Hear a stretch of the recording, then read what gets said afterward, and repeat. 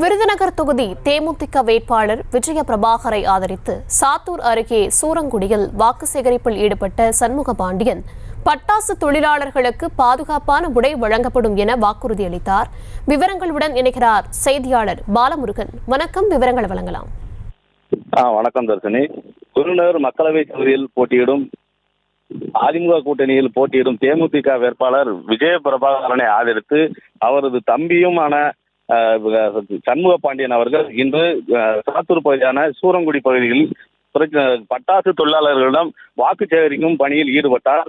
அப்போது வாக்கு சேகரிக்கும் பணியில் ஈடுபட்ட பொழுது பட்டாசு தொழிலாளர்களின் பிரச்சனைகள் குறித்து கேட்டறிந்து அது குறித்தும் அவர்களிடம் அறிந்து கொண்டு தனது அண்ணனாகிய வேட்பாளர் விஜய பிரபாகரன் மக்களவை தொகுதியில் வெற்றி பெற்று மக்களவைக்கு சென்றால் அப்போது பட்டாசு தொழிலாளர்களுக்கு என்று தனி சிறப்பு உடை அளிக்கப்படும் என பட்டாசு தொழிலாளர்களுக்கு வாக்குறுதி கொடுத்திருக்கிறார்.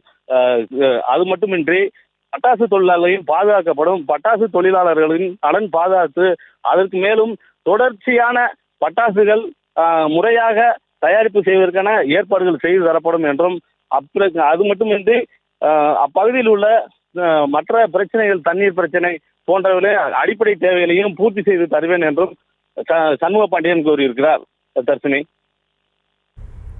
விவரங்களுக்கு நன்றி பாலமுருகன். செய்திகளை உடனுக்குடனும் துல்லியமாகவும் தெரிந்து கொள்ள சப்ஸ்கிரைப் பண்ணுங்க.